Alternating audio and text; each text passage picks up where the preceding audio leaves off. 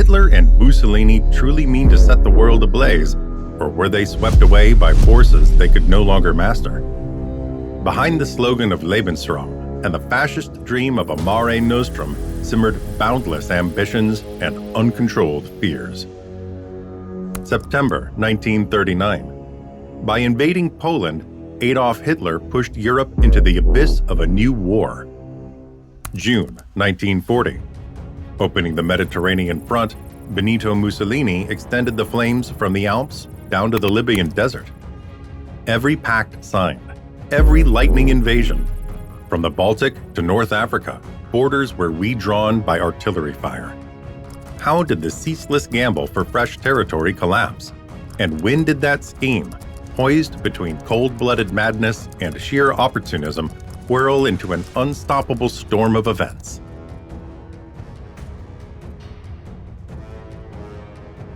At the start of 1939, Europe still bore the deep scars of the Great War, which in a little over 4 years had claimed the lives of more than 8 million soldiers. Yet two powers seemed more determined than ever to redraw the continent's frontiers.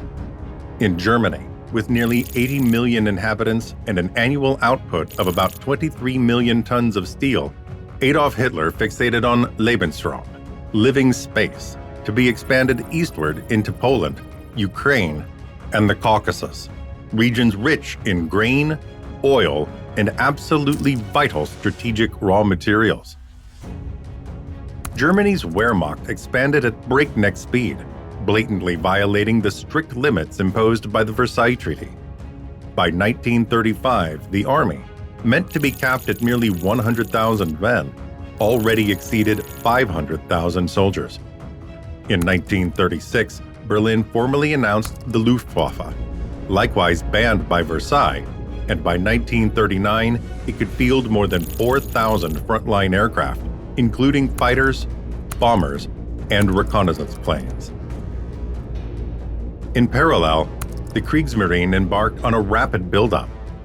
Thanks to the 1935 Anglo-German Naval Agreement, Berlin began constructing modern battleships such as Scharnhorst and Gneisenau, and steadily enlarged its formidable submarine arm. On 1 September 1939, the day Poland was invaded, Germany possessed around 50 fully operational U-boats. Overall, on 1 September 1939, the German military machine numbered roughly 3.7 million troops, a truly dizzying leap that clearly showed Hitler's resolve to fashion a formidable war engine able to dominate the continent and, with an expanding Kriegsmarine, to challenge Britain's long-standing maritime supremacy as well.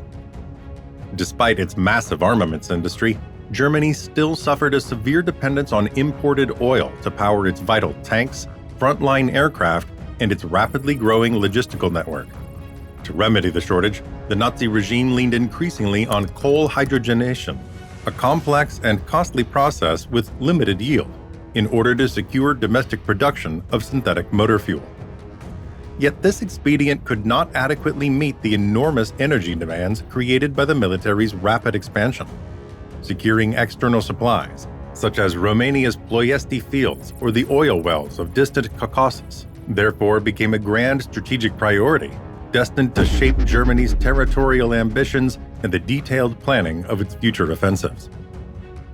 On paper, the Italian armed forces were sizable, yet when Italy entered the war in 1940, they displayed glaring structural limits. The Royal Army could theoretically muster about 1 million men organized into more than 60 divisions, but only a small fraction possessed truly modern equipment.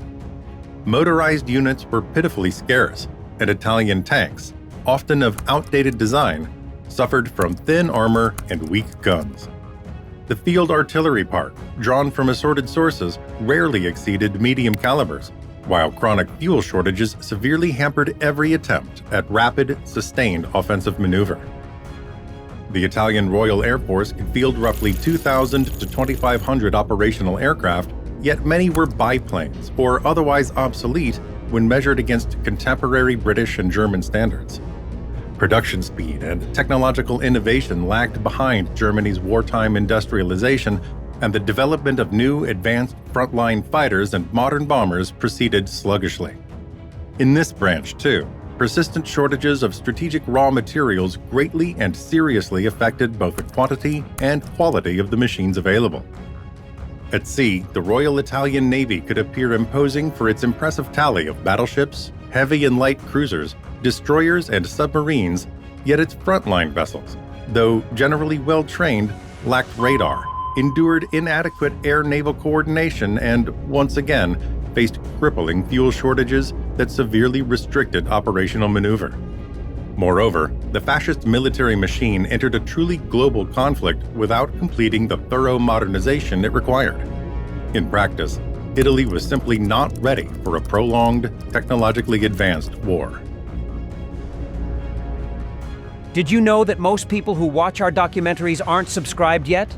If you enjoy animated maps and history, join our community. Leave a like and subscribe so you never miss the next episodes. Between 1936 and 1939, Nazi Germany executed a series of bold strategic moves designed to expand its borders without formally declaring war. The first decisive step was the remilitarization of the Rhineland in March 1936, an open and provocative breach of the Versailles Treaty. In March 1938, Adolf Hitler annexed Austria, calmly absorbing its populace and resources in the so-called Anschluss, which further consolidated the Reich's growing power. The autumn of 1938 erupted with the Sudeten Crisis, centered on a Czechoslovak borderland region inhabited largely by ethnic Germans. Czechoslovakia, born after the First World War, possessed substantial border fortifications, a significant heavy industry base, and an army far better prepared than many European leaders imagined. Nevertheless, relentless pressure from Berlin pushed France and the United Kingdom to pursue a desperate diplomatic remedy to avert another continental conflict. The Munich Conference of 29 to 30 September 1938 ultimately handed Hitler the Sudetenland on the solemn pledge, proclaimed before both powers, that it would be my last territorial claim in Europe. In public, the Führer promised peace. In private, he labeled Munich simply a maneuver to gain time, convinced that London and Paris would never risk war to stop him. In the House of Commons on 5 October 1938, Winston Churchill thundered against appeasement. You were given the choice between dishonor and war. You chose dishonor, and you will have war. Buoyed by yet another cost-free diplomatic victory, Hitler quickly moved from bluff to outright breach. Between January and March 1939, he engineered the forced secession of Slovakia, threatened to bomb Prague, and on 15 March, occupied Bohemia and Moravia, creating the Reich Protectorate. No more plebiscites or minorities to protect. This was plain annexation of predominantly Czech lands. 8 days later, he compelled Lithuania to cede Memel and renewed pressure on Danzig and the Polish corridor. Each move was a calculated step forward. Hitler gambled, certain the Western democracies would swallow yet another bitter pill, and the very success of Munich fed his illusion that war could still be avoided. Fearing he would remain in Germany's shadow, Mussolini occupied Albania on 7 April 1939, driven by opportunism and hoping to snatch his own lightning success in the Balkans. The dismantling of Czechoslovakia convinced London that further leeway for Hitler would only postpone the inevitable armed clash. On 31 March 1939, Neville Chamberlain informed the House of Commons that henceforth any German attack on Poland would be met without delay by British and, in parallel, French military action. 2 weeks later, after Italy's occupation of Albania, the same guarantee of protection was extended to Greece and Romania on 13 April 1939. These bilateral guarantees drew an unmistakable red line. The next breach of borders in Eastern Europe would automatically trigger war. For Hitler, who had so far reaped diplomatic victories without a shot fired, the message was ambiguous. He noted the formal firmness, yet remained convinced that in practical terms, London and Paris would never satisfice their own cities for Danzig.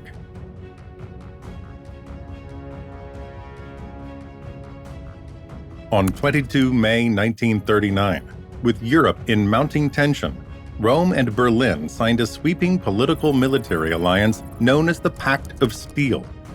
The agreement stipulated that Germany and Italy would fully support one another in the event of war, both militarily and economically.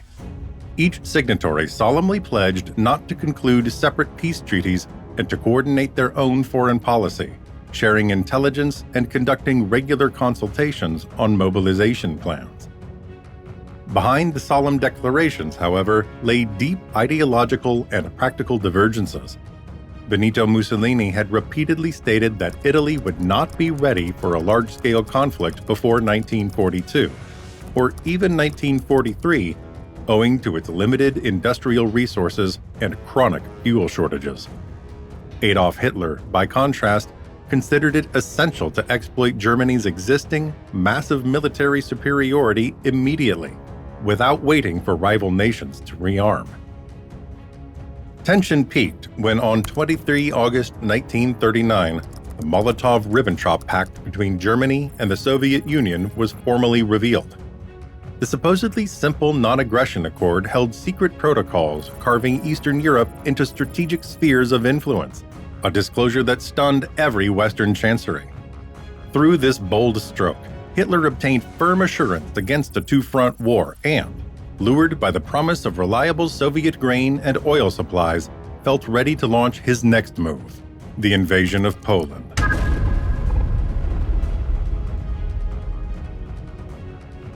At dawn on 1 September, the German army smashed into Poland with a coordinated assault of infantry, armor, and air power.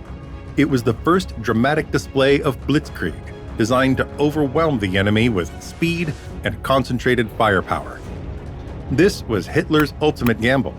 Convinced France and Britain would stay out, he saw Poland as a necessary step to enlarge Lebensraum and to strike still farther east.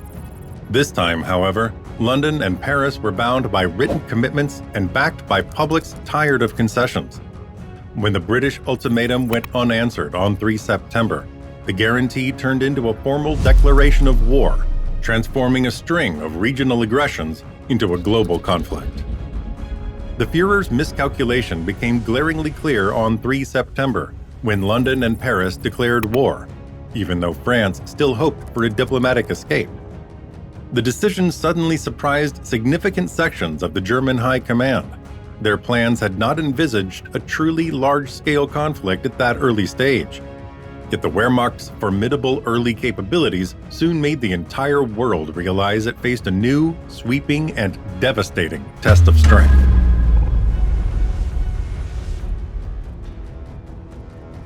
By early spring 1940, Hitler's Germany had already displayed its formidable power.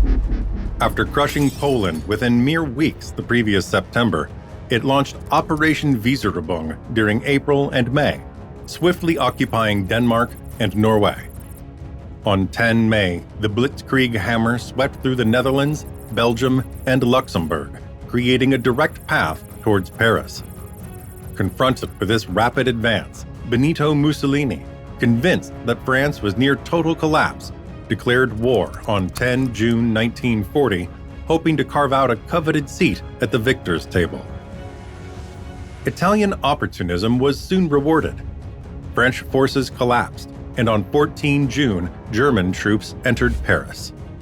The armistice signed on 22 June left most of the once proud French fleet anchored at Toulon and Mers el-Kebir in North Africa. Britain now feared these strategic ships might fall into Axis hands, radically altering the naval balance in the Mediterranean. To forestall that danger, on 3 July 1940, the Royal Navy carried out Operation Catapult, ruthlessly bombarding the French vessels moored at Mers el-Kebir. The naval attack sank the battleship Britannia, which exploded catastrophically and killed over 1,000 sailors. The battleships Provence and Dunkirk suffered heavy damage, while Strasbourg managed to escape. In total, approximately 1,297 French crew members lost their lives. This tragic episode bitterly and permanently strained relations between former allies, prompting many officers and seamen back to the Vichy regime at first, while others joined the Free French forces. At that point, Churchill found himself almost alone against the German war machine, while the newborn Axis alliance gained Italian support in the Mediterranean basin. On one side, Hitler was already looking east, eager to reach the resources of the Caucasus. On the other, the Royal Navy prepared to defend the vital route through Gibraltar and the Suez Canal, essential to British interests in Africa and the Middle East. The balance of power, which only recently had seemed firmly in democratic hands, now lay shattered.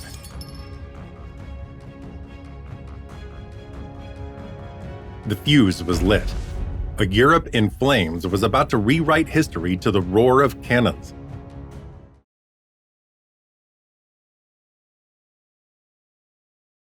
Operation Barbarossa, launched on June 22, 1941, was Nazi Germany's ambitious plan to invade the Soviet Union. This military campaign marked a turning point in World War II and became the largest invasion in history. Before attacking Russia, Nazi Germany had already conquered several European countries. The path to dominance began with the annexation of Austria in 1938, followed by the invasion of Czechoslovakia in 1939. The Blitzkrieg strategy then led to rapid victories over Poland in 1939, followed by the invasions of Denmark and Norway in 1940. That same year, the Germans swiftly overran Belgium, the Netherlands, Luxembourg, and France. In early 1941, after securing the Balkans, including Yugoslavia and Greece, Hitler turned his attention to the Soviet Union. Before launching Operation Barbarossa, Nazi Germany meticulously prepared for the invasion, driven by a mix of ideological ambitions and strategic calculations. Hitler's primary goal was to acquire Lebensraum, or living space, in the east and to destroy the Soviet Union, which he viewed as a stronghold of communism and a threat to Germany's future. In the years leading up to 1941, Germany signed the Molotov-Ribbentrop Pact with the Soviet Union in 1939, a non-aggression treaty that allowed Hitler to focus on conquering Western Europe without fear of Soviet interference. However, the pact was a temporary measure, as Hitler always intended to turn eastward. As early as 1940, detailed plans for the invasion, codenamed Operation Barbarossa, were being developed. These plans involved deploying over 3.8 million Axis troops, 3,300 tanks, and 2,770 aircraft, along an 1,800-mile front. Germany also focused on securing supply lines and establishing forward bases. The German forces were divided into 3 army groups, North, Center, and South, each with distinct objectives targeting Leningrad, Moscow, and the rich agricultural and industrial regions of Ukraine. Army Group North, led by Field Marshal Wilhelm Ritter von Lieb, aimed for Leningrad. Army Group Center, under Field Marshal Fedor von Bock, targeted Moscow. Army Group South, commanded by Field Marshal Gerd von Rundstedt, focused on Ukraine. In response to the growing threat from Nazi Germany, the Soviet Union embarked on extensive military preparations. Despite being caught off guard by the invasion, Stalin had initiated several defensive measures. The Red Army focused on fortifying the western borders, including the Baltic states, Belarus, Ukraine, and the areas around Leningrad, with a series of defensive lines and increasing troop deployments. On the Soviet side, the Red Army was composed of around 5 million soldiers, supported by 24,000 tanks and 20,000 aircraft. Despite their numerical superiority, the Soviets faced significant challenges in organization and readiness. Key Soviet commanders included General Gregory Zhukov, who played a crucial role in the defense of Moscow, and Marshal Semyon Timoshenko, who commanded the southernmost front. On June 22, 1941, the German Wehrmacht launched Operation Barbarossa, initiating the largest and most brutal invasion in military history. At 3:15 a.m., the assault began with a massive artillery barrage, followed by airstrikes aimed at crippling Soviet air defenses and communications. The 3 German army groups, North, Center, and South, advanced swiftly across an 1,800-mile front, targeting Leningrad, Moscow, and Ukraine. The Germans employed blitzkrieg tactics, achieving rapid penetration and encirclement of Soviet forces. The initial days saw significant German successes, with the Soviets suffering heavy losses in men and material. By the end of June, the Germans had advanced up to 300 miles into Soviet territory, capturing over 300,000 Soviet soldiers and destroying around 2,000 tanks and 1,500 aircraft. In response to the invasion, Soviet forces quickly mobilized and implemented several countermeasures. Stalin ordered a scorched earth policy, destroying infrastructure and resources to deny them to the advancing Germans. The Soviets also began organizing counterattacks, although these were initially ineffective due to the surprise and speed of the German blitzkrieg. The Luftwaffe launched pre-dawn strikes targeting Soviet airfields. This crippling blow to Soviet air power allowed the German ground forces to advance with minimal aerial opposition. On the ground, the Wehrmacht employed blitzkrieg tactics to maximize speed and shock. German forces quickly penetrated Soviet lines. By the end of the first week, deep breaches had been created in Soviet defenses. The Army Group North advanced through the Baltic states, Lithuania, Latvia, and Estonia, aiming to capture Leningrad. By early September, German forces had cut off all land routes to the city, initiating a blockade that would last nearly 900 days, leading to severe food shortages and immense civilian suffering. In Ukraine, Army Group South captured key cities like Lviv and Kyiv. Despite fierce Soviet resistance, the Germans encircled and captured large numbers of Soviet troops, securing the fertile plains for their agricultural and industrial value. Army Group Center, targeting Moscow, moved through Belorussia, capturing Minsk and Smolensk. Despite stiff resistance, the Germans continued their push towards Moscow, capturing hundreds of thousands of Soviet soldiers and significant Soviet equipment. In northern Finland and Karelia, German and Finnish forces coordinated their efforts to push Soviet troops back, aiming to secure the northern flank and control the vital Murmansk railway, crucial for Allied supplies to the Soviet Union. In central Russia, German forces pushed towards Smolensk and Vyazma, deeply penetrating Soviet defenses. They intensified their advance towards Leningrad, aiming to encircle and besiege the city. The battles of Kyiv and the Sea of Azov were significant engagements during this phase. In Kyiv, German forces encircled and captured over 600,000 Soviet troops, marking one of the largest encirclements in military history. Meanwhile, in the Sea of Azov, German and Romanian forces inflicted heavy casualties on Soviet troops, further weakening their southern defenses. The Battle of Moscow was a critical turning point in Operation Barbarossa. The German strategy, codenamed Operation Typhoon, aimed to capture the Soviet capital before the onset of winter. The objectives were clear: encircle and destroy Soviet forces around Moscow and secure the city, which was not only a political and military center, but also a vital transport hub. Despite initial successes, the Germans faced fierce resistance from Soviet forces. The Soviets, under the command of General Gregory Zhukov, prepared extensive defensive positions around the city. As the harsh Russian winter set in, the Soviet defense stiffened, and their counter-offensive strategies began to take shape. In early December 1941, the Soviets launched a major counter-offensive, exploiting the weakened and overstretched German lines. This counterattack pushed the Germans back from the outskirts of Moscow, marking the first significant defeat of the Wehrmacht in World War II. The battle's outcome shattered the myth of German invincibility and boosted Soviet morale. The Battle of Moscow's significance cannot be overstated. It marked the end of the German advance into the Soviet Union and the beginning of a long and brutal war of attrition on the Eastern Front. The successful defense of Moscow was a turning point that contributed to the eventual Soviet victory in World War II.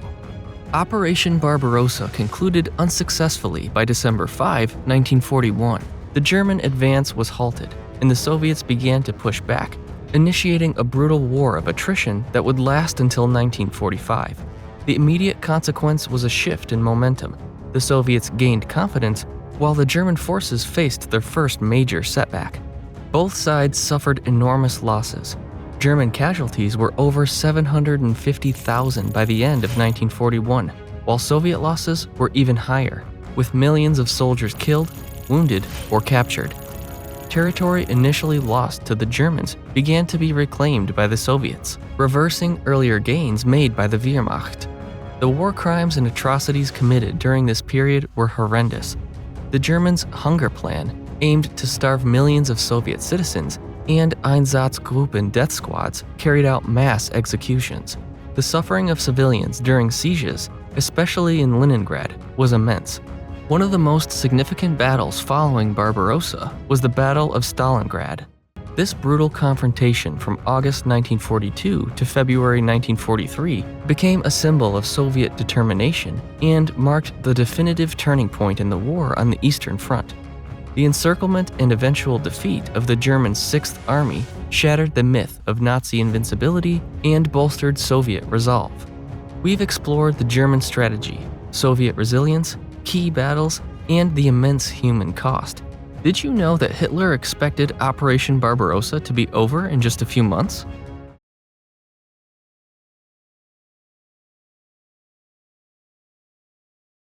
Africa, 1940. Italy is preparing to bring World War II here, too, to a continent already scarred by decades of colonial rule. Yet this is no simple clash of armies. It is a contest for control of a geopolitical chessboard. The British Empire rules more than 5 million square kilometers in Africa, nearly 20 times the area of the British Isles. Its domain stretches from Egypt to Kenya, spanning Eastern and Western Africa alike. France administers roughly 7 million square kilometers, from North Africa to the colonies of the Sahel and interior south of the Sahara, an immense belt almost as large as Australia. Italy, for its part, lays claim to more than 3 million square kilometers. Libya on the Mediterranean and Italian East Africa. Eritrea, Somalia, and Ethiopia, conquered and proclaimed an empire in 1936, a vast expanse fully 10 times the size of the Italian peninsula altogether. 3 empires, millions of kilometers to hold, defend, or lose. But it is not merely a matter of flags. At stake lie strategic resources, vital trade routes, and global prestige. Across the desert and on the seas, firm control of ports, roads, supply depots, and the skies themselves will ultimately decide who expands and who topples. On the eve of war, the armed forces present on the African continent were diverse and spread across enormous territories. The British, supported by a multinational Commonwealth army, fielded about 36,000 men in Egypt. British, Indian, and South African regiments charged with defending the Suez Canal and crucial links along the Red Sea and into the Indian Ocean. In Sudan and Kenya, several thousand additional troops were on hand to shield the colonial borders. France, despite being battered by the European campaign, still maintained garrisons in North and West Africa, especially in Algeria and Senegal, amounting to tens of thousands of soldiers guarding its imperial frontiers. On the opposite side, Italy relied on 2 main strongholds. In Libya, it stationed roughly 215,000 troops, fewer than half Italian, and the remainder in Libyan battalions, while in East Africa, more than 90,000 Italian soldiers and over 200,000 locally recruited indigenous troops stood ready. This second front, Eritrea, Somalia, and Ethiopia, spanned territories so vast and remote that supplying them was difficult. Naval power was just as decisive. The Royal Navy, boasting more than 45 warships, including battleships, cruisers, and destroyers, operated from Alexandria and ruled most of the eastern Mediterranean. The Italian Regia Marine, for its part, possessed 6 operational battleships, among them the new Littorio and Vittorio Veneto, 7 heavy cruisers, 12 light cruisers, over 120 destroyers and torpedo boats, and more than 100 submarines. Yet these forces were scattered among the Tyrrhenian Sea, Sicily, Libya at Tripoli and Benghazi, and far-flung East Africa. The most powerful units, particularly the battleships, stayed concentrated at Taranto and La Spezia. The danger of a British blockade loomed large, for it could sever Italy's lifelines and undermine the defensive system.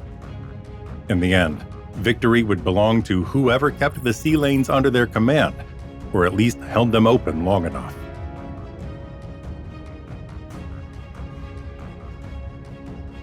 In late spring 1940, Europe teetered through dramatic hours. France collapsed under the German advance, while an isolated Britain fought desperately to defend its naval and commercial lifelines. As the continent's maps were swiftly redrawn within weeks, Benito Mussolini glimpsed a window of opportunity. Entering the war now might let Italy rise as a truly first-rank power, seize new territories, and turn the Mediterranean into his very own Mare Nostrum. With every passing day, the moment grew more critical. Mussolini was convinced the war would be brief and that striking a Britain already on the ropes would yield victory without excessive sacrifice. On 10 June 1940 came the announcement. Italy declared war on France and Britain. The decision, taken in a climate of exultation, ignored one vital fact. The United Kingdom possessed a fleet and bases throughout the Mediterranean. Mussolini's first major aim was to strangle Britain's sea lanes from Gibraltar to Suez. He believed that swiftly occupying key territories would close every escape to London. Yet he underestimated British sea and air resistance and the coming clashes in North Africa, a reckless gamble that would reshape the fate not only of the Mediterranean, but of the entire African theater.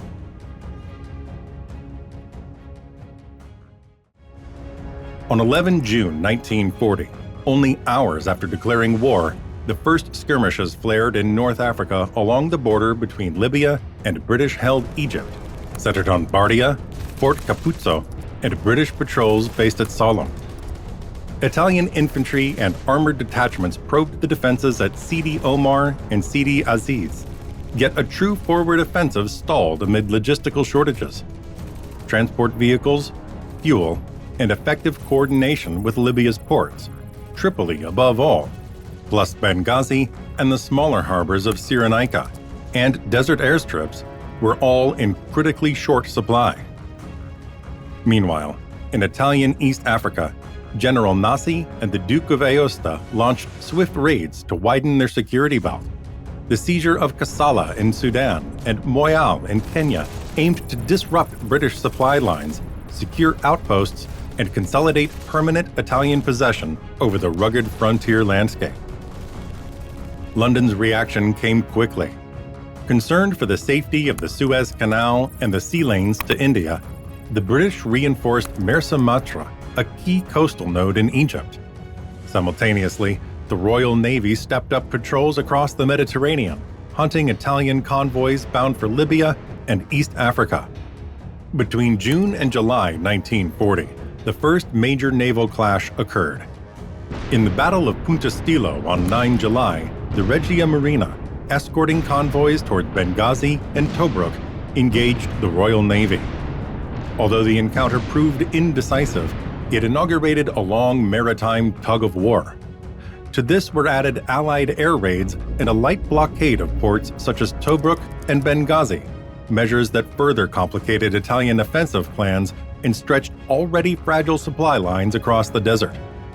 Meanwhile, British signals intelligence began tracking Axis traffic.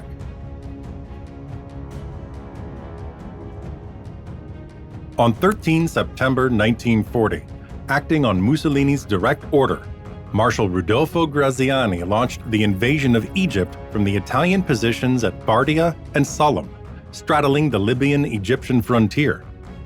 About 70,000 men moved forward, backed by several hundred artillery pieces and a contingent of light L-3 and M1139 tanks, though in limited numbers. The thrust aimed for Sidi Barrani, more than 100 kilometers beyond the border, driven by the belief that the British force in the sector, then estimated at 36,000 effectives, could offer no serious resistance. The Italian High Command expected a swift breakthrough. The Italian units reached their initial objectives, yet instead of pushing on toward Marsa Matruh as Mussolini wished, Graziani halted the offensive. Rather than a quick capture of the delta, he ordered a broad chain of scattered fortified camps in the desert, intending to fully consolidate gains. This decision slowed the Italian initiative and gave the British time to reorganize. laying the groundwork for a powerful eventual counteroffensive that would not be long in coming. This strategic pause stemmed largely from logistical difficulties. Seaborne supply lines were thin because convoys were not adequately protected by the Regia Marina. The ports of Benghazi and Tobruk came under constant pressure from the Royal Navy, and daily air raids added further strain. With the Libyan desert behind them, supplying an advancing army became exceedingly complex. The challenges facing Italy increased dramatically with the attack on the Taranto during the night of 11–12 November 1940. British torpedo bombers taking off from the HMS Illustrious struck the Italian fleet anchored in the Apulian harbor, crippling the battleships Littorio, Conte di Cavour, and Calo Duilio. The surprise blow upended the balance in the Mediterranean. The Regia Marina, until then a serious threat, drastically reduced its sorties and found it far harder to shield convoys bound for North Africa. The operation's result demonstrated the effectiveness of air raids against capital ships and marked a decisive turning point in the struggle for control of the sea lanes vital to Italy's wider war effort. As a consequence, the supply lines from Sidi Barrani and the entire Egyptian front grew even more vulnerable. With Malta firmly in British hands, the Royal Air Force and Royal Navy dominated the waters between the island and Cyrenaica, inflicting mounting losses on Italian convoys. Without adequate naval support, the Egyptian campaign was becoming increasingly and critically untenable. By December 1940, the North African balance was tilting sharply against Italy. Under General Archibald Wavell, the British planned Operation Compass with a force of about 36,000 men supported by more than 200 tanks, many of them formidable Matilda II. Their aim was to exploit Italy's already fragile supply lines, coordinating army and navy to choke seaborne deliveries. From their base at Marsa Matra, British troops prepared to strike the fortified camps between Sidi Barrani and Bardia, where some 80,000 Italian soldiers, often poorly equipped and backed by only a limited number of M1139 and L3 armored vehicles, held the line. RAF planes were poised to pound any retreat along the coast. The operation opened with a surprise on 8 December 1940. A first decisive blow fell on the strongpoints of Nibioa and Tumar, whose Italian defense collapsed in a few hours. The advance rolled on toward Bardia, taken on 5 January 1941, and thence to Tobruk.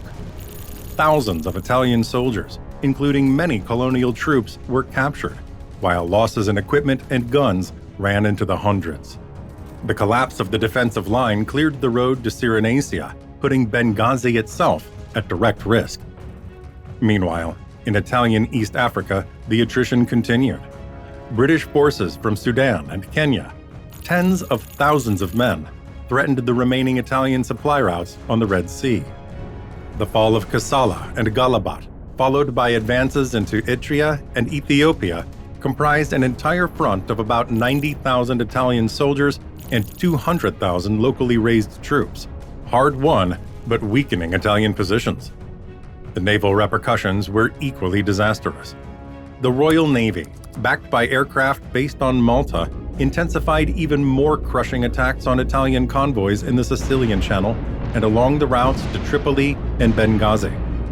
As strongholds in Cyrenaica fell one by one, the central Mediterranean became almost entirely a British domain. Deprived of adequate supplies, Italy was forced to slash its ambitions in North Africa, flinging the door wide open to direct German intervention. Politically, the arrival of German forces marked Mussolini's admission that Italy could not sustain the North African War alone. Operational command effectively passed to General Erwin Rommel, whose audacious tactics and personal charisma would re-energize the fighting on the Libyan-Egyptian front. Yet the German intervention highlighted Italy's loss of strategic autonomy, underscoring a political defeat for Mussolini. Rome, once determined to dictate events, now found itself relegated to a merely supporting role.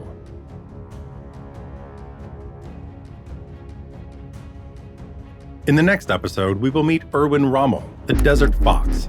Feared, admired, and at the heart of some of World War II's most controversial chapters.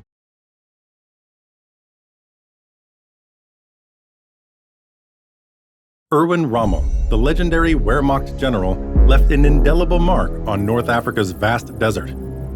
After winning fame and respect in the lightning French campaign in May and June 1940, where he smashed Belgian and French defenses while commanding the 7th Panzer Division with unrivaled military genius. So swift and elusive, it earned the nickname Ghost Division. He was handpicked by Hitler for an almost desperate mission: to reverse the Axis fortunes on a neglected front, the African desert. At Mersa Tobruk, Gazala, and Ain el-Ghazala, Rommel earned a sobriquet that became forever renowned: the Desert Fox. How did Rommel truly change the fate of an entire front? And how could he craft epic tactics in a place where no one wished to fight?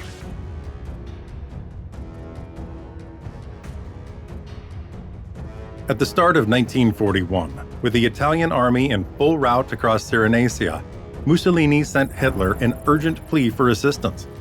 The Wehrmacht, at first reluctant to divert forces from the Eastern Front being readied for Operation Barbarossa, feared that a total Axis collapse in the Mediterranean would seriously jeopardize strategic balance.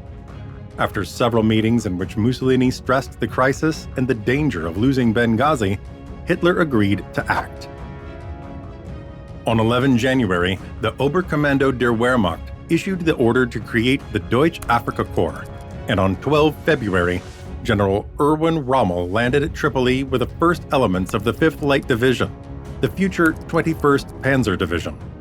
About 16,000 men arrived, equipped with 120 tanks, including 45 Panzer III and 20 Panzer IV, plus many Panzer II and a handful of Czech-built Panzer 38T. Within the Italian High Command, relief at finally receiving modern weapons mingled with some fear of heavy political German interference.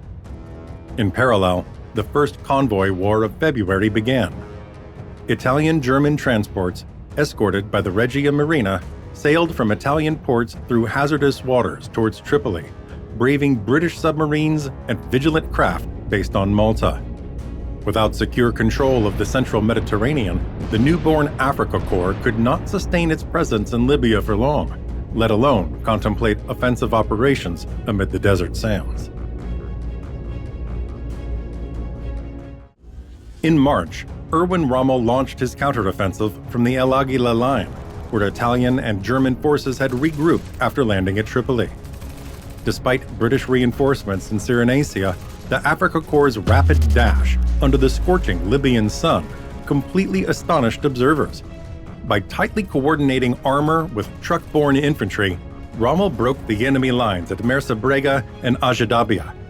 Within weeks, Benghazi was once again captured by the Axis, compelling the British to fall back eastward toward the Egyptian frontier.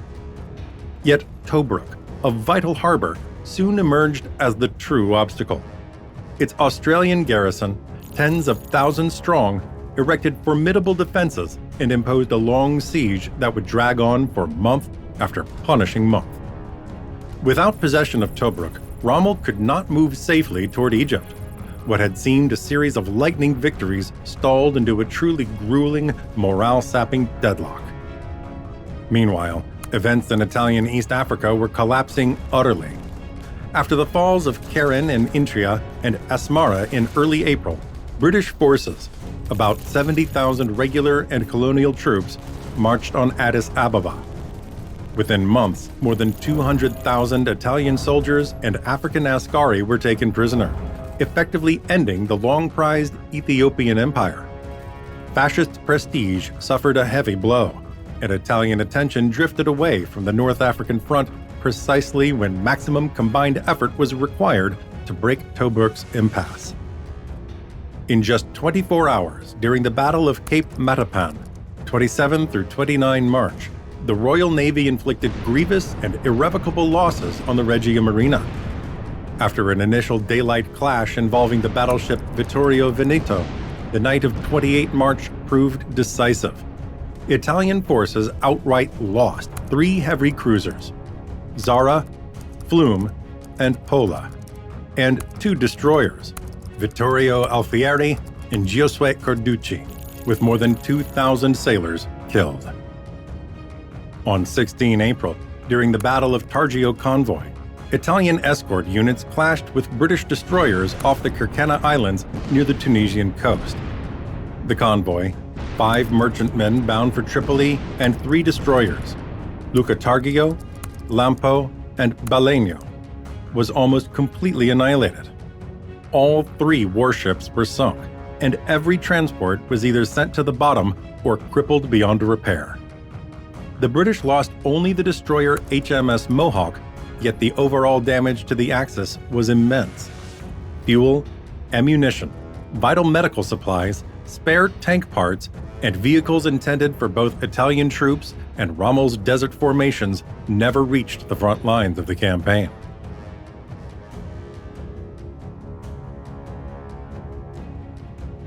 With the arrival of summer 1941, the Axis' chief concern was supplying the Afrika Korps with fuel, ammunition, and spare parts. At the same time, General Ettore Bastico, newly appointed Supreme Commander of Libyan forces, strove to sustain the Italian divisions, Trento, Brescia, Pavia, and the armored Arete, all equally reliant on constant resources to remain operational. From Malta, the Royal Navy launched unceasing strikes against Axis convoys headed for Tripoli and Benghazi.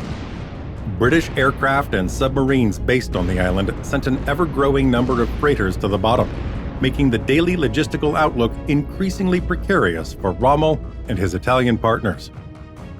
Weighing even more heavily was the striking power of Britain's fleet carriers, Ark Royal, Illustrious, Eagle, and Formidable, each able to launch 30 to 50 aircraft, including Sea Hurricane fighters, Fairey Fulmar reconnaissance planes, and venerable Swordfish torpedo bombers.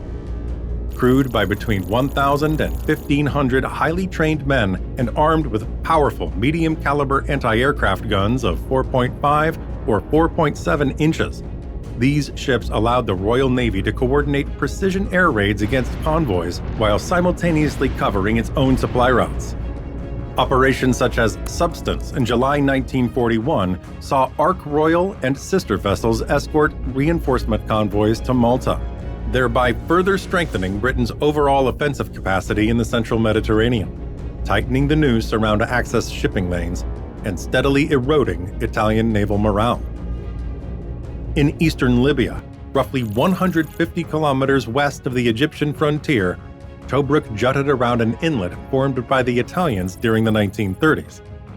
The port, a crucial node for resupply and coastal control, was ringed by nearly 50 kilometers of heights, trenches, and well-sited concrete bunkers, anti-tank ditches, and minefields, and defended by more than 25,000 stubborn troops of Australia's 9th Division with attached British support units. Between May and August 1941, Rommel ordered several assaults to smash the garrison and open the way to Egypt, yet the coordinated fire of anti-tank guns and heavy artillery repelled every breakthrough attempt. The German armored divisions, still boasting dozens of Panzer III and IV, suffered steady attrition from shortages of spare parts, fuel, and ammunition, and inflicted mounting casualties on tanks and crews alike. Attacks focused mainly on the southern perimeter and on coastal access points, but the Australians mounted effective counterstrokes, guided by aerial observation and a carefully planned network of intersecting fires that blunted each Axis drive. This blend of terrain and layered fortifications made Tobruk a fortress hard to storm. Rommel's failure to seize the harbor halted his advance toward Egypt and forced the Afrika Korps into a prolonged siege.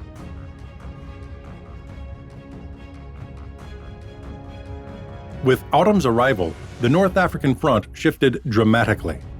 General Archibald Wavell, widely blamed for losing much of Cyrenaica, was relieved and replaced by Claude Auchinleck as overall commander of British Desert Forces campaigning. Simultaneously, the British Eighth Army in Egypt received substantial reinforcements. Thousands of infantry from India, South Africa, and New Zealand were joined by new tanks such as the Matilda, the Valentine, and the faster Crusader, plus artillery, engineers, and logistics units. By October, the Eighth Army then possessed considerably more than 400,000 operational armored fighting vehicles, far outstripping those available to the Afrika Korps. The strategic priority was clear: free Tobruk and drive the Axis back beyond Cyrenaica. To that end, Auchinleck launched Operation Crusader on 18 November, aiming to break the months-long siege and deal Rommel's divisions a blow that would restore the initiative to the British once and for all. In the clashes at Sidi Rezig and Bir al-Gubi, British, South African, and New Zealand units met the tenacity of the Afrika Korps and its Italian allies. Though numerically inferior, the Germans exploited surprise and desert experience, yet shortages of fuel and spares crippled the divisions. Meanwhile at sea, decisive encounters unfolded. On 8 to 9 November, the Duisburg convoy took place in the central Mediterranean, roughly 100 miles east of Lampedusa, in a night action lit by star shells and burning oil. British destroyers from Malta surprised and destroyed an Axis convoy carrying vital fuel and stores for Rommel. Tankers and transports were sunk, robbing the Afrika Korps of petrol, ammunition, and food. A few weeks later, on 17 December, the First Battle of Sirte ended inconclusively, yet underscored Britain's resolve to hamper Axis resupply bound for Tripoli and Benghazi at every opportunity. In 6 weeks, Operation Crusader achieved its principal purpose. The garrison of Tobruk was relieved, and Rommel compelled to retreat to El Agheila, the line from which he had advanced in spring earlier that same year, leaving a still undaunted Axis. The dream of reaching Egypt in 1941 evaporated, while the Regia Marina, weakened by convoy losses, could not sustain further expansion in North Africa. By year's end, most of Cyrenaica lay under British control, leaving the Axis in weaker positions and foreshadowing brutal future battles in 1942. By the end of 1941, neither side had secured a decisive victory in North Africa. Although the British Eighth Army had broken the siege of Tobruk and driven the Afrika Korps back to El Agheila, Rommel still commanded a formidable force capable of regrouping and launching new offensives. Estimates placed the strength of the Eighth Army at 100,000 men and 350 to 400 tanks, whereas the Afrika Korps and attached Italian units mustered 60 to 70,000 effectives, with fewer than 150 serviceable armored vehicles. In essence, both armies were exhausted after months of desert fighting and lacked the means to deliver a final blow. In East Africa, by contrast, Italy's defeat was now total. With the falls of Asmara and Addis Ababa, the colonial empire ceased to exist as an organized entity. The remaining Italian garrisons scattered into mountain outposts or surrendered. The disaster drained resources and gravely damaged fascist propaganda already severely weakened by reverses in Cyrenaica. As 1941 closed, the campaign entered stalemate. Yet Rommel was far from beaten. In 1942, he would attempt the most daring advance of the Desert War, thrusting to Egypt's very doorstep, hoping to seize victory there.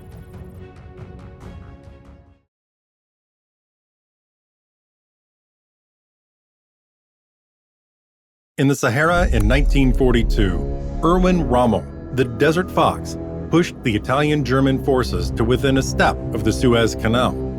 Through lightning assaults and fragile supply lines, the Axis looked poised for triumph, until Allied naval power, anchored on the beleaguered Malta, upended every forecast. From the swift fall of Tobruk to the decisive clash at Alamein and the U.S. landings of Operation Torch, the African front became a stage of courage and collapse. How did the Axis nearly win in such a hostile land? And why did the Allies reverse its course with one crushing stroke? Was the last move decided in scorching dunes or in the embattled ports of the Mediterranean?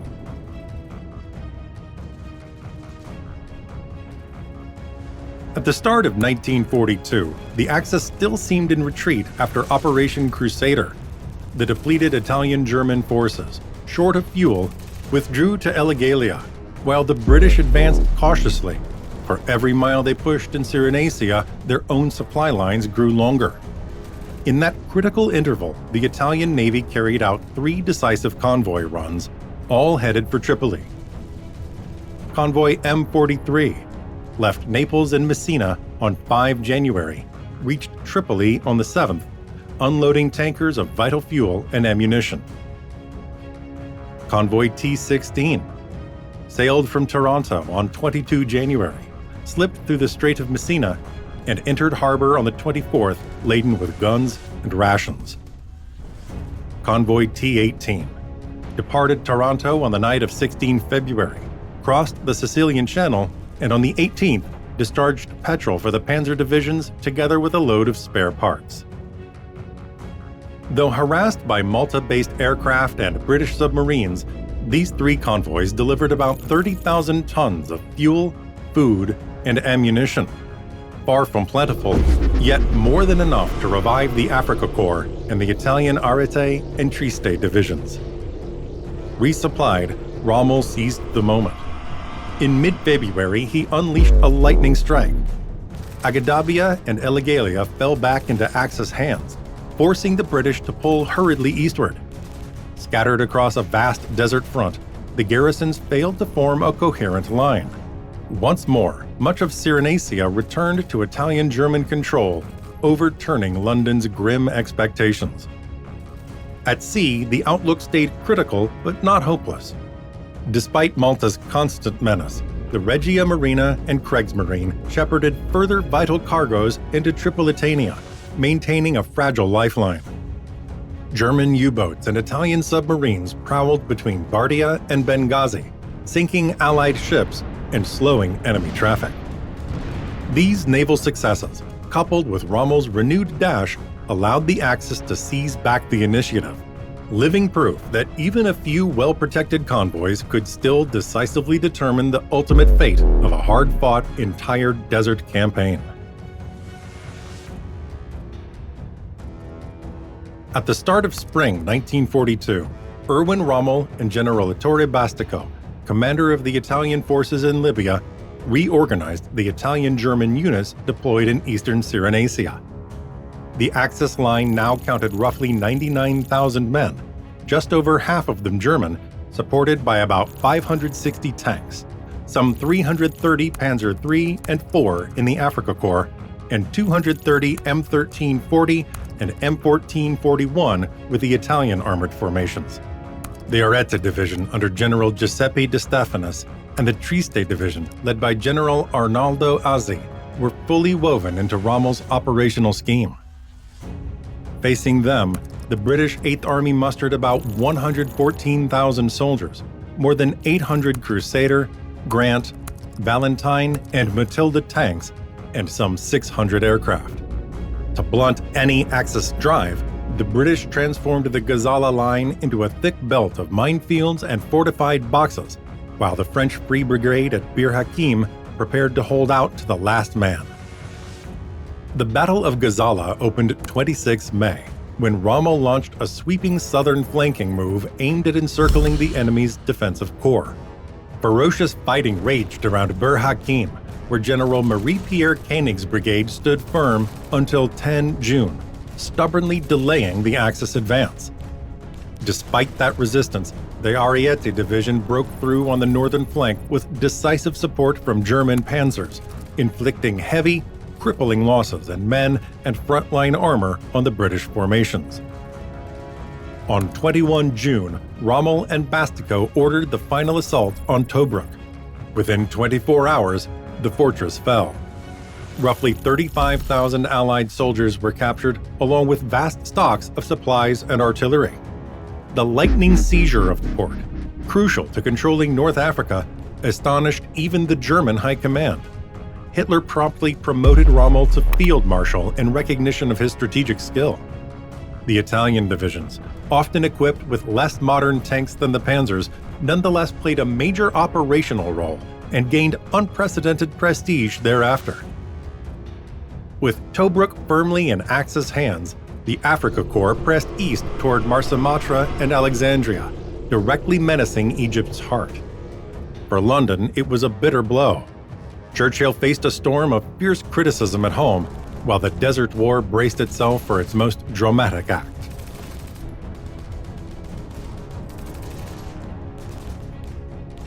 In June 1942, after Tobruk's fall, Axis forces surged eastward. Within weeks, Rommel's Africa Corps, together with Italian divisions, reached the El Alamein zone, scarcely 100 kilometers from Alexandria. The vital Suez Canal, artery of British Empire trade, now seemed exposed to direct assault.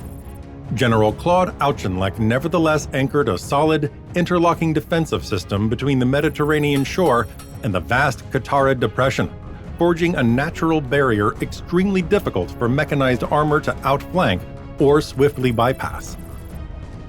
The First Battle of El Alamein began on 1 July and dragged on for most of the month. Italo-German formations, eager to push through Egypt's gateway, soon ran short of fuel and spare parts, while the British endured punishing attrition in the line. Across the Mediterranean, Royal Air Force and Royal Navy units stepped up attacks on Axis convoys departing Italy and Greece, making supplies ever rarer. Neither Rommel nor Auchinleck gained a decisive advantage. The opposing lines stiffened, and the Desert War slipped into a precarious deadlock. In August, dissatisfied with the lack of progress, Winston Churchill removed Auchinleck and appointed Bernard Montgomery to lead the Eighth Army. Thanks chiefly to the epic Pedestal Convoy, critical fuel and more than 250 brand-new M4 Sherman tanks reached Egypt's ports. Heartened by these reserves, the Allies at last gained the clear numerical edge they had sought for months. Methodical, meticulous, and resolute, Montgomery began a thorough reorganization, welding infantry, artillery, engineers, and armor into a tightly integrated force poised for the decisive autumn battle. Rommel, meanwhile, lingered near El Alamein, knowing that only a steady flow of supplies could power a fresh drive toward Alexandria and the Suez Canal. With the Regia Marina struggling and the Kriegsmarine scarcely present in the Mediterranean, the Axis found it hard to maintain the logistics needed for a rapid offensive. Thus, summer 1942 closed in stalemate, but the coming clash would decide the fate of the entire North African front. The Second Battle of El Alamein, fought from 23 October to 4 November 1942, opened with Operation Lightfoot, a massive night bombardment followed by infantry pushing lanes through Axis minefields. On the British line, roughly 220,000 men and almost 1,000 tanks faced just over 100,000 Italian-German soldiers with 500 armored vehicles. After 12 days of assaults, artillery barrages, and dueling armored columns, the toll was grim. More than 17,000 killed or wounded and over 30,000 prisoners, almost all on the Axis side. The Africa Corps lost around 450 tanks. The Eighth Army left barely more than 200 on the field, yet retained crushing superiority. In the skies, Allied fighters and bombers compounded Axis setback. Short of fuel and spares, Rommel ordered withdrawal toward Libya, abandoning tons of ammunition and equipment to the sand during the blazing daylight advance.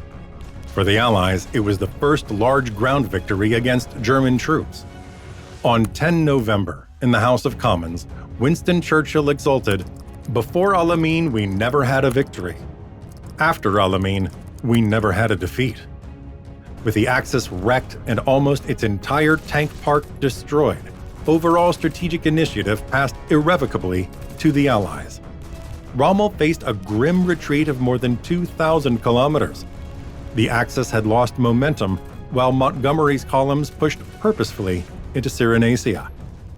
Only days later, On 8 November 1942, the decisive blow arrived with Operation Torch, an Allied landing of 105,000 troops supported by more than 500 escort ships in a major amphibious assault. 3 separate forces spearheaded the landings. The Western Task Force, 35,000 Americans under George S. Patton, sailed from Norfolk, crossed the Atlantic, and struck Casablanca. The Central Task Force, with 39,000 troops led by Lloyd Fredenhall, left Scotland's Clyde, steered the Atlantic track southward, and stormed the beaches of Arzew and Oran. The Eastern Task Force, 31,000 British, American, and Free French under Kenneth Anderson, also cleared the Clyde, hugged Portugal's coastline, slipped through the Strait of Gibraltar, and came ashore at Sidi Farouk and Algiers. Their convoys braved gales, U-boats, and Luftwaffe reconnaissance throughout the long approach toward Gibraltar.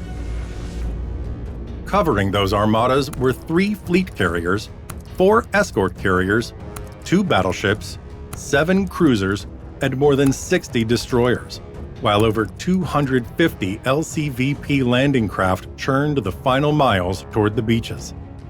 Vichy forces resisted only a few hours.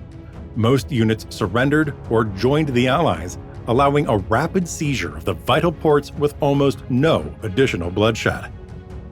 With these converging thrusts, the Anglo-Americans threatened Libya and Tunisia from the west, while Montgomery pressed from the east. The Axis found itself caught between 2 fires, stripped of the operational freedom that had sustained earlier campaigns.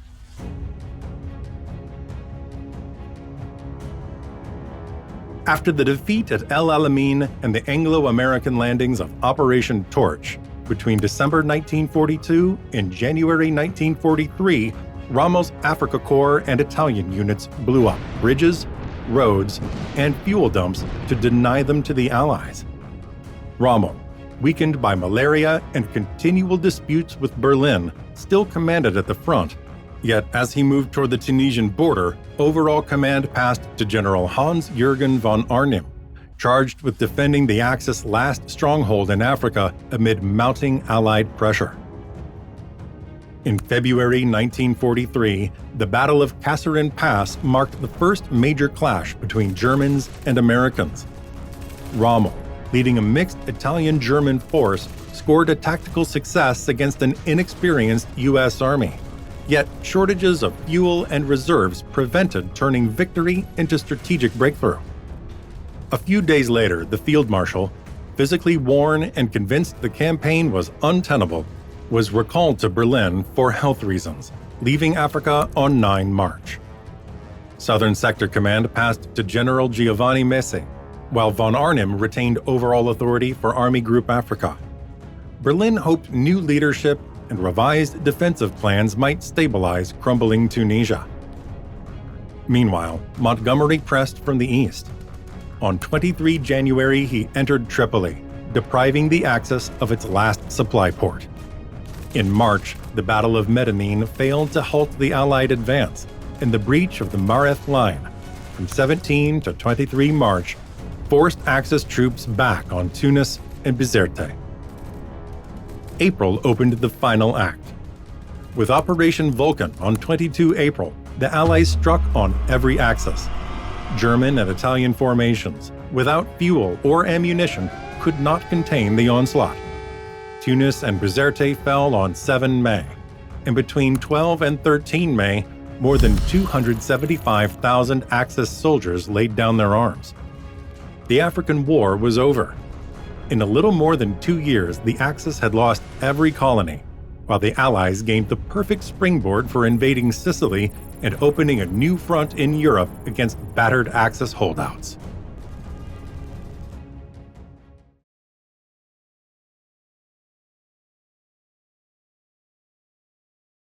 Operation Husky began on the night of July 9th to 10th, 1943, marking the Allies' first major amphibious assault on Axis territory. The invasion targeted the southern coast of Sicily. The American 7th Army, under General Patton, landed at the Gulf of Gila, with key locations including Gila, Licata, and Skogliti. The British 8th Army, led by General Montgomery, landed on the southeast at Syracuse and Pachino. The Canadian 1st Infantry Division, part of the British 8th Army, landed near Pachino, significantly securing the southeastern coast. The operation commenced with a coordinated airborne assault. Paratroopers from the U.S. 82nd Airborne Division and the British 1st Airborne Division were dropped behind enemy lines to disrupt access defenses and secure key positions. This initial phase encountered challenges due to strong winds and scattered drops, yet they managed to sow confusion among the Axis forces. The following morning, the main amphibious assault began. The American and British forces landed along the southern coast of Sicily, facing fierce resistance and logistical hurdles. Despite these challenges, they secured their beachheads by the end of the day. Naval bombardments and air support played crucial roles in suppressing Axis defenses. The success of the initial landings allowed the Allies to establish a foothold on the island, paving the way for the inland advance in subsequent battles that would eventually lead to the liberation of Sicily and set the stage for the invasion of mainland Italy. The Axis forces were strategically positioned to defend against the invasion. The Italian 6th Army, under General Alfredo Guzzoni, had several coastal divisions. The Livorno Division was stationed near Gela, while the Napoli Division was located around the Licata area.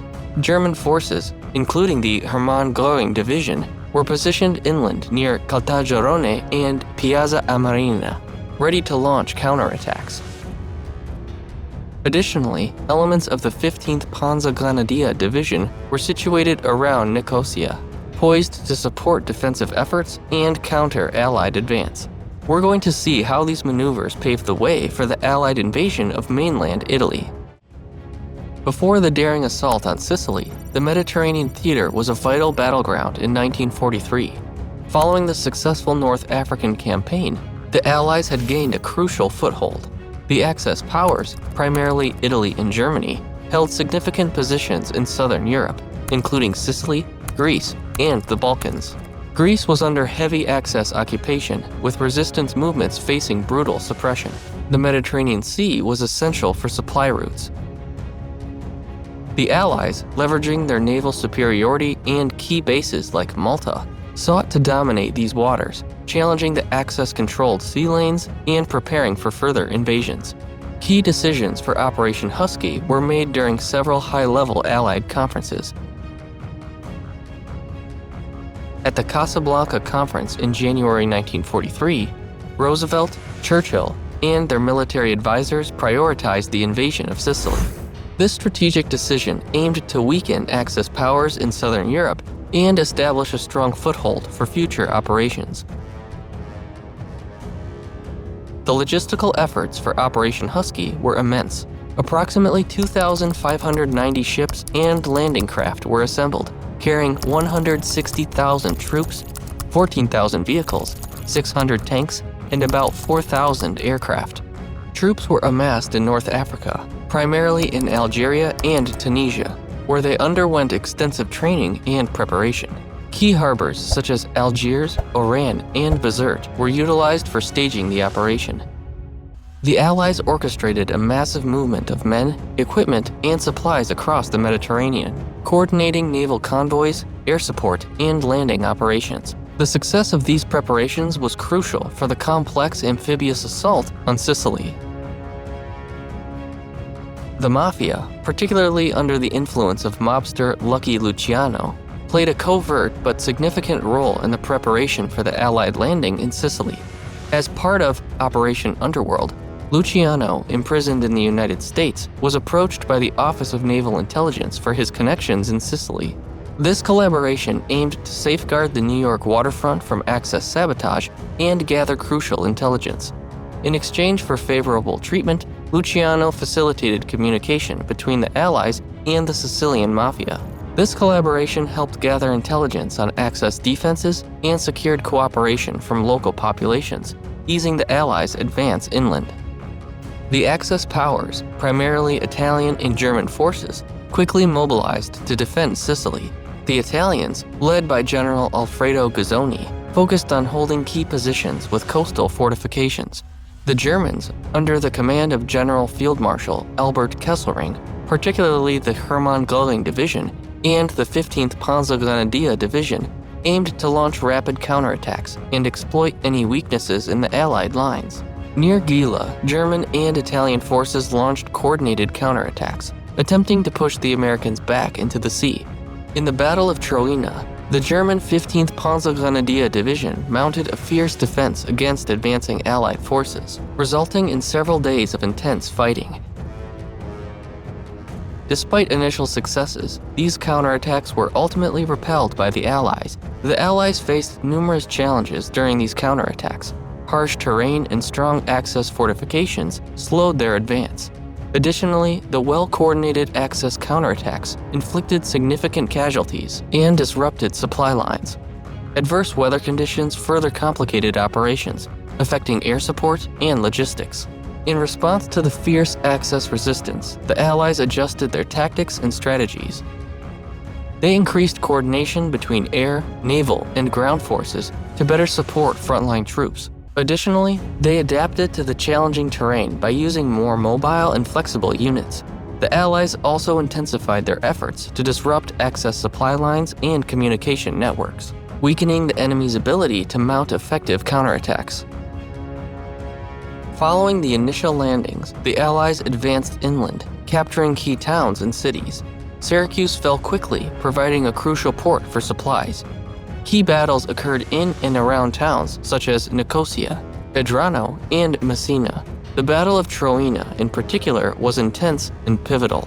The terrain of Sicily, with its mountainous regions and rugged landscapes, presented significant challenges.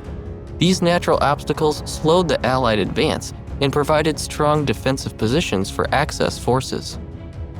Interaction with Sicilian civilians varied. In some areas, locals provided valuable intelligence and support, while in others, they were wary of the foreign troops. The role of partisan and resistance groups was crucial, as they conducted sabotage operations and assisted the Allies with local knowledge. As the Allies pushed towards Messina, their final objective on the island, they faced continuous resistance, but ultimately succeeded in capturing the city, effectively securing Sicily and setting the stage for the invasion of mainland Italy. Following the successful capture of Sicily, the Allies prepared to invade mainland Italy. On August 17, 1943, Allied forces crossed the Strait of Messina, landing on the Italian mainland. This strategic move aimed to force Italy out of the war and draw German resources away from the Eastern Front. On September 8, 1943, the Armistice of Cassibile was announced, marking Italy's surrender to the Allies and significantly altering the dynamics of the campaign. Subsequently, on October 13, 1943, Italy declared war on Germany, officially switching sides and joining the Allies. On September 9, 1943, the Allies launched Operation Avalanche, landing in Salerno, south of Naples. The operation aimed to quickly capture the port and advance inland. Despite facing strong German resistance, the operation successfully established a beachhead, allowing the Allies to begin their push northward. Simultaneously, Operation Slapstick involved a British airborne landing at Taranto and Brindisi on September 9, 1943. The objective was to secure these ports and facilitate the movement of troops and supplies. The operation met with little resistance, enabling the Allies to gain a strategic foothold in southern Italy with minimal casualties. After securing southern Italy, the Allies advanced northward, facing tough German defenses in a series of battles. The campaign began with the invasion at Salerno. The Allies then pushed through the Gustav Line, a formidable German defensive line, leading to the brutal Battle of Monte Cassino from January to May 1944. The breaking of the Gustav Line allowed Allied forces to capture Rome on June 4, 1944. The advance involved significant battles, including the Anzio Landing, Operation Shingle, in January 1944, which was crucial for outflanking German defenses and hastening the capture of Rome. Subsequent operations targeted the Hitler Line and the Winter Line, further weakening German positions. Operation Husky resulted in significant casualties, with the Allies suffering around 24,000 and the Axis approximately 29,000. The invasion dealt a severe blow to Axis morale and resources, weakening their control over southern Europe. It marked the start of the Italian campaign, leading to Mussolini's downfall and Italy's switch to the Allied side. The liberation of Sicily paved the way for the invasion of mainland Italy and highlighted the resilience of Sicilian civilians. The campaign's success influenced post-war reconstruction and political developments in Italy. Operation Husky was a pivotal Allied victory, marking the beginning of the end for Axis powers in southern Europe. The successful invasion of Sicily showcased the Allies' strategic prowess and resilience.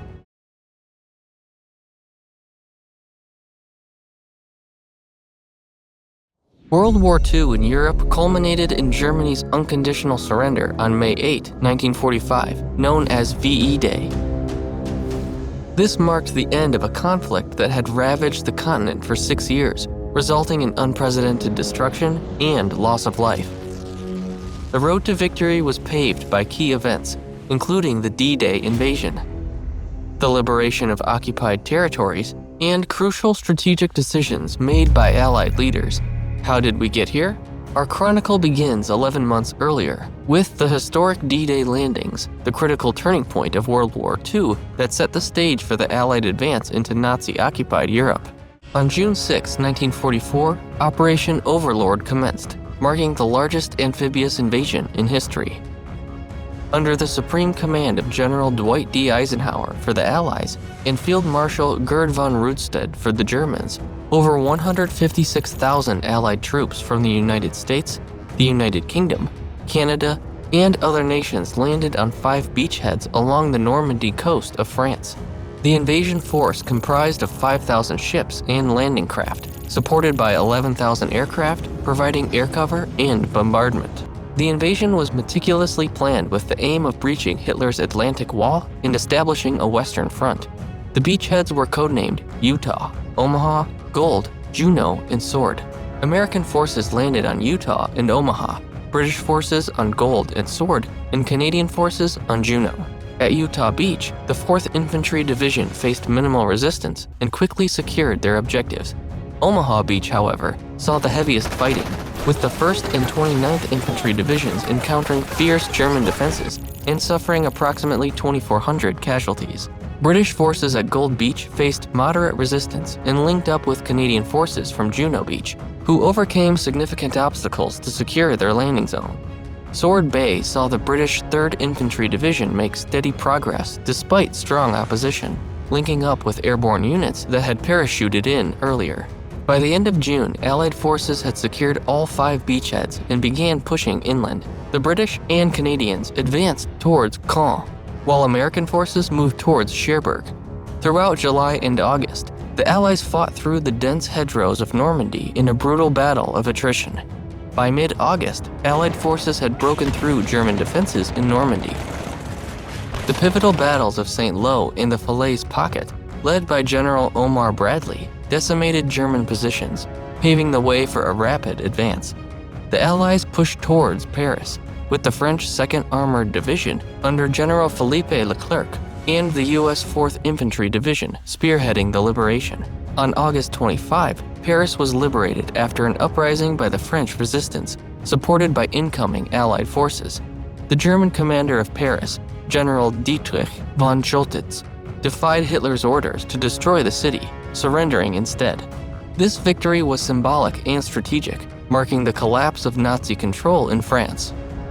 In the meantime, Operation Dragoon, launched on August 15, 1944, was the Allied invasion of southern France.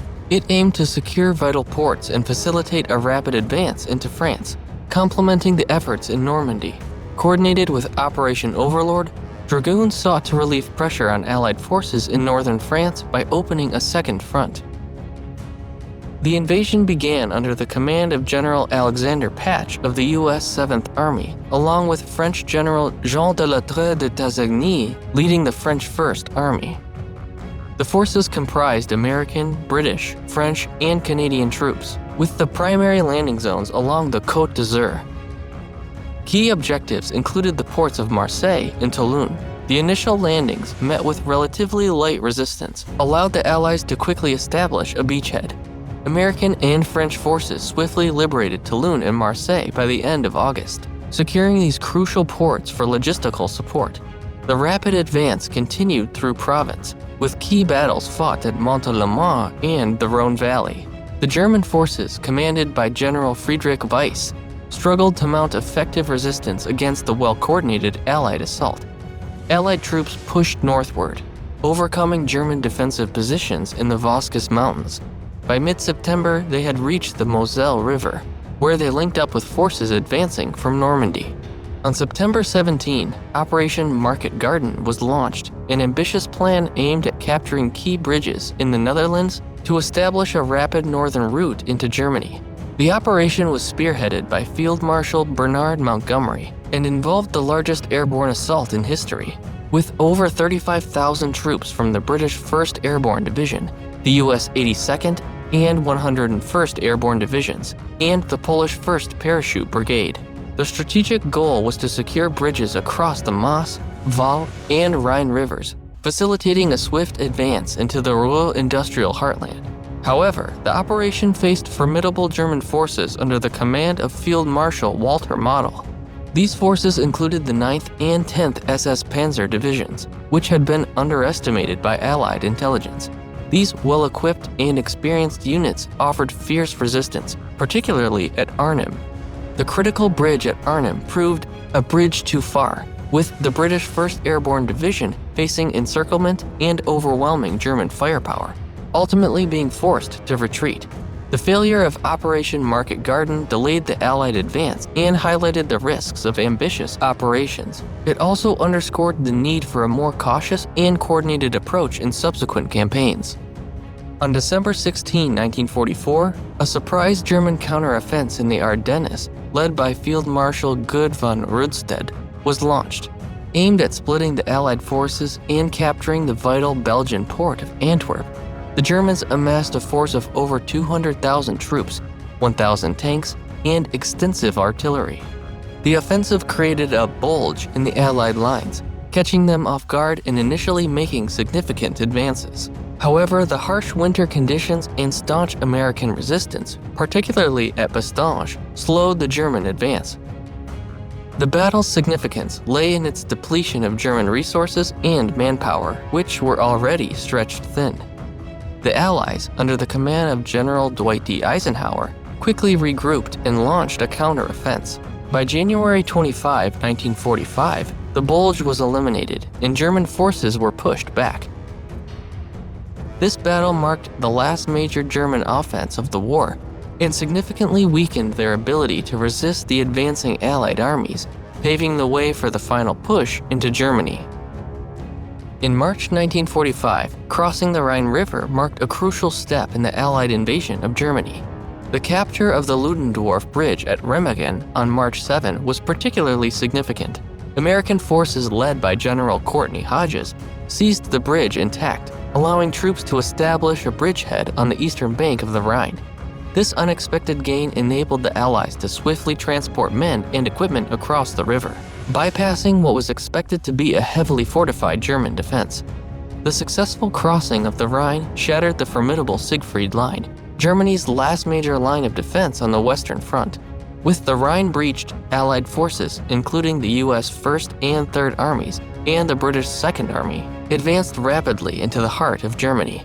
This maneuver facilitated the encirclement and eventual surrender of numerous German divisions, accelerating the collapse of Nazi resistance. In January 1945, the Soviet Union launched the Vistula Order Offensive, a major military campaign on the Eastern Front.